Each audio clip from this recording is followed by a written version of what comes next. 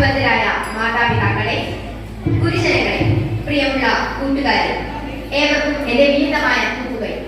ഞാൻ ഇവിടെ അവതരിപ്പിക്കുന്നു വിശ്വനാഥകവി ടാഗോറിന്റെ ചരിത്ര പ്രസിദ്ധമായ കാബൂളിവാല. ചരിത്രം ശ്രദ്ധിച്ചു നിൽക്കുന്ന ബംഗാൾ, ബങ്കിം ചന്ദ്ര ചാറ്റർജിയും അരവിന്ദ് ഘോഷും ധന്യധന്യമാക്കിയ ബംഗാൾ.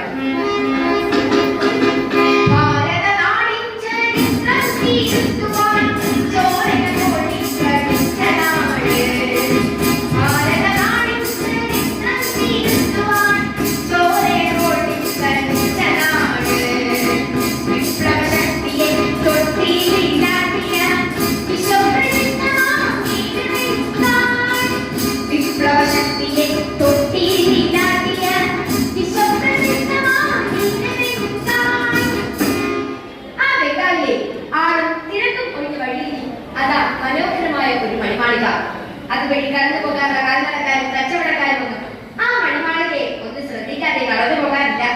കാരണം കൽക്കത്തയിലെ പ്രശസ്തനായ ഒരു ഡോക്ടറുടെ വസതിയാണ് ആ മണിമാളിക.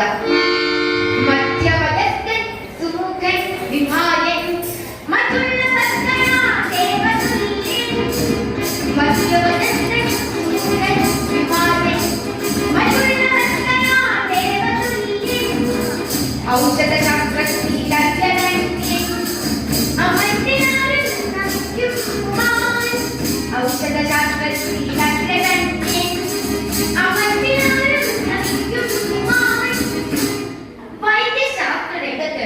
രോഗികൾക്ക് ആശയും ആശ്വാസവും നൽകുന്നു ഡോക്ടർ സെൻ. ഡോക്ടറുടെ ഭാര്യ മരിച്ചുപോയി. ഭാര്യാവിയോഗത്തിന്റെ നിരാശയും വേദനയും ഒന്ന് മറക്കാൻ ഡോക്ടർക്ക് ഒരു പോവഴിയുള്ളൂ. സ്നേഹവതിയായ ഭാര്യ കൊടുത്തുപോയ ഒരു പ്രേമ സമ്മാനം.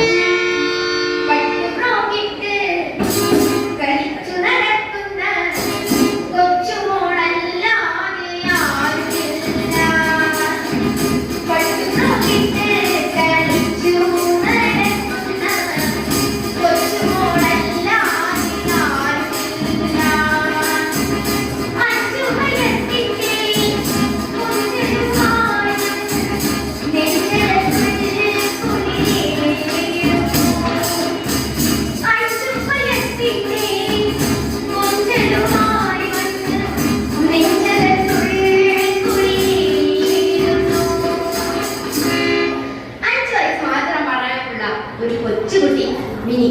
ആ പൊന്നുകൊണ്ടേ കളിയും ചിരിയും കൊഞ്ചലും ഡോക്ടറുടെ മനസ്സിൽ ആഹ്ലാദത്തിന്റെ കുളിരിമ പകരുമ്പോൾ ആ എമ്മിഹത്തിന്റെ അരികിലൂടെ കടന്നു പോകുന്ന നടപ്പാതിലൂടെ അതാ ഒരാൾ വരുന്നു. തോളിൽ കമ്പിളി വസ്ത്രങ്ങൾ, കമ്പിളി തൊപ്പിയും, മുട്ടുകമിഞ്ഞി കിടക്കുന്ന കൂറ്റൻ കുപ്പായും, മുഷിഞ്ഞ പൈജാമയും ധരിച്ച് തടിച്ച് ഭീകരമായ മുഖവും പാറി പറക്കുന്ന മുടിയുമായിട്ട ഒരു വഴിപാടുകാരൻ വരുന്നു.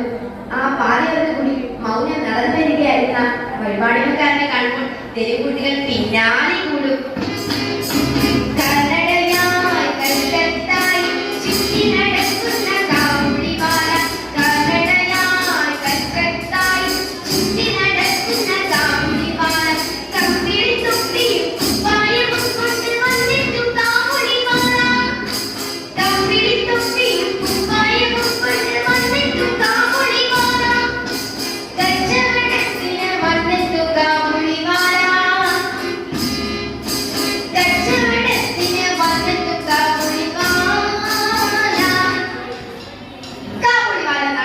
ഡോക്ടർ സെന്നിന്റെ മണിമാളികയുടെ മുന്നിലെത്തുമ്പോൾ തന്റെ തൊപ്പിയും കുപ്പായങ്ങളും ഒന്നും ഡോക്ടർ വാങ്ങിക്കാറില്ലെങ്കിൽ മതിൽക്കെട്ടിന് മുകളിലൂടെ ഒന്ന് എത്തി നോക്കും.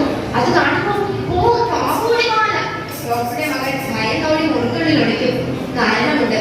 ഡോക്ടറുടെ വീട്ടുകാരെക്കാൾ കാബൂളിവാലയെ പറ്റി പറഞ്ഞു കൊടുത്തിട്ടുണ്ട്. കള്ളനാ. കൊച്ചുകുട്ടികളെ മയക്കുമൊഴിയിട്ട് മയക്കി ഭാണ്ഡത്തിലിട്ട് കൊണ്ടുപോകും. ആ ഭീകരമുഖവും വികൃതമുഖവും മുഷിഞ്ഞ ഭാണ്ഡകെട്ടും കണ്ട് കുട്ടികളത് വിശ്വസിച്ചു പോകും. അന്ന് പതിവു പോലാനടപാടിൽ വന്നു കാബൂളിവാല. അന്ന് പതിവു പോലാനടപാടിൽ വന്നു കാബൂളിവാല. വന്നു കാബൂളിവാല. അച്ഛാ അച്ഛാ, ആ കാബൂളിവാല ഇന്ന് വന്നു. എനിക്ക് ഈന്തപ്പഴം തരാന്ന് പറഞ്ഞ് അരികെ വിളിച്ചു. മോള് പോകണ്ട കേട്ടോ. അച്ഛാ, ആ കാബൂളിവാല കള്ളനാണോ? കുട്ടികളെ പിടിച്ചോണ്ട് പോകുന്നു. മോള് അയാൾ വിളിച്ചാൽ അടുത്ത് പോകണ്ട കേട്ടോ. ആ വാരാന്ത്യത്തിനും പുറത്ത് കാബൂളിവാലയുടെ വിളി കേട്ടു. മതിൽക്കെട്ടിന് മുകളിലൂടെ ആ തടിയും കാബൂളിവാലയെ കാബൂളിവാലയുടെ കയ്യിലെ ഈന്തപ്പഴം കാമട്ടി വെച്ചാത്ത ചിരിയും പലഘട്ടമായപ്പോൾ ആ കുഞ്ഞിന് കാബൂളിവാലയോട് ഒരു ഇഷ്ടം തോന്നി. കാബൂളിവാല കാബൂളിവാല, കാബൂളിവാലയുടെ നാട് എവിടെയാ? എന്റെ നാടോ, എന്റെ നാടേ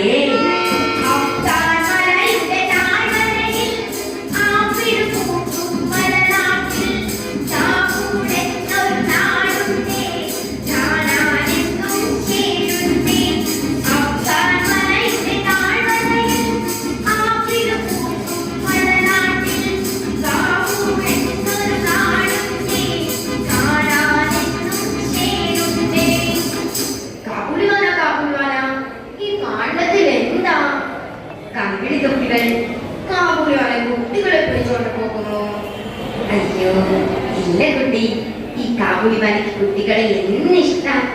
ആരും കാണാതെ കാബൂളിവാല മിനിമോളുടെ കവളിൽ ഒരുമ കൊടുത്തു. പോട്ടെ മോളെ. മിനി അകത്തേക്ക് ഓടി. മുറിയിൽ ചെന്ന് കാബൂളിവാല കൊടുത്ത ഈന്തപ്പഴം മുഴുവൻ തിന്നു.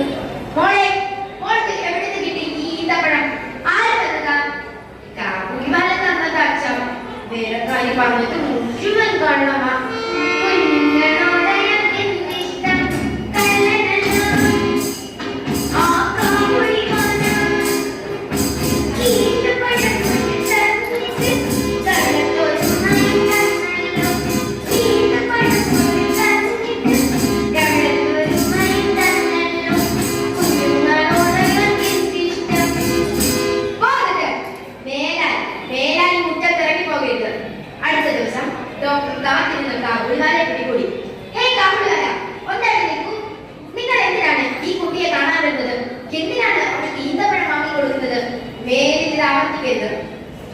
ഡോക്ടർ ബാബു, അഫ്ഗാനിസ്ഥാനിലെ കാബൂളിലാണ് എന്റെ സ്ഥലം.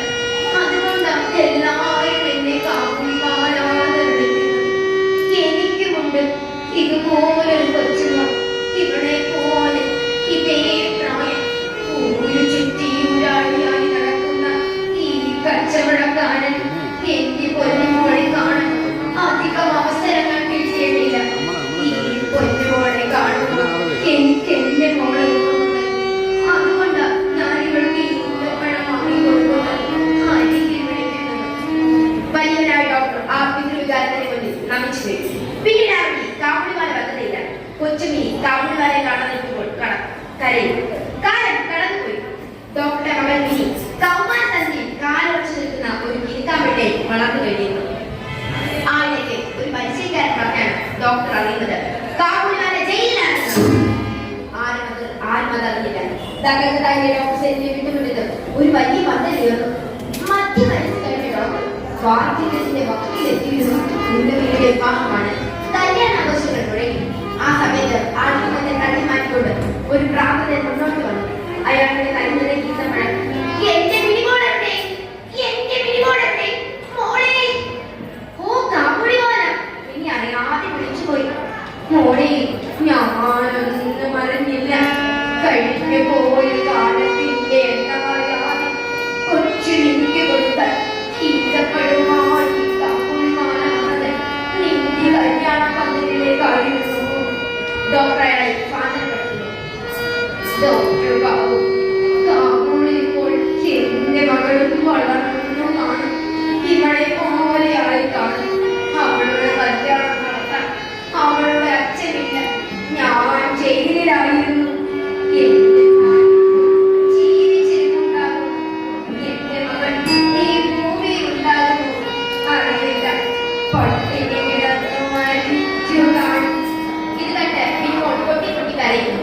കാബൂളിവാല അവിടെ നിന്നും ഇറങ്ങിപ്പോയി. സന്ധ്യ കഴിഞ്ഞപ്പോൾ ആ വഴിയോരത്ത് ഒരാൾക്കൂട്ടം. ആ വഴി നടക്കാനിറങ്ങിയ ഡോക്ടർ ആൾക്കൂട്ടത്തെ തള്ളി മാറ്റി ഒന്നേ നോക്കിയുള്ളൂ. കാബൂളിവാലയുടെ ചലനമറ്റ ശേഷം ചില്ലയെല്ലാം പൊടിഞ്ഞു. ഒരു പാഴ്മരം കാറ്റിൽ പതിച്ച പോലെ മോഹങ്ങളെല്ലാം മരണം കവർന്നൊരു ചേതം കിടക്കുന്നു നിശ്ചിഷ്ടമായി. ജീവിതമോഹങ്ങളുടെ ചുവടുതാങ്ങി ബംഗാളിന്റെ തെരുവുകളിൽ കമ്പങ്ങൾ അവസാന നിമിഷം വരെ, മനുഷ്യബന്ധങ്ങൾ ചുടല വരെ. തന്റെ മകളെ ഒന്ന് നേരിട്ട് കാണാൻ, അവളുടെ വളർച്ച കാണാൻ, അവളെ കഥമണ്ഡപത്തിലേക്ക് കൈപിടിച്ചുയർത്താൻ ആർത്തിയോടെ നാട്ടിലേക്ക് മടങ്ങി പോകാൻ പുറപ്പെട്ട കാബൂളിവാല കൽക്കത്ത തെരുവിൽ മരിച്ചു കിടക്കുന്നു. മോഹങ്ങളും പ്രതീക്ഷകളും വെച്ചു പുലർത്തുന്ന തടാകം ഒരു കാപ്പുകാരിലൂടെ നമ്മോട് പറഞ്ഞു തരുന്നു. ആ കഥ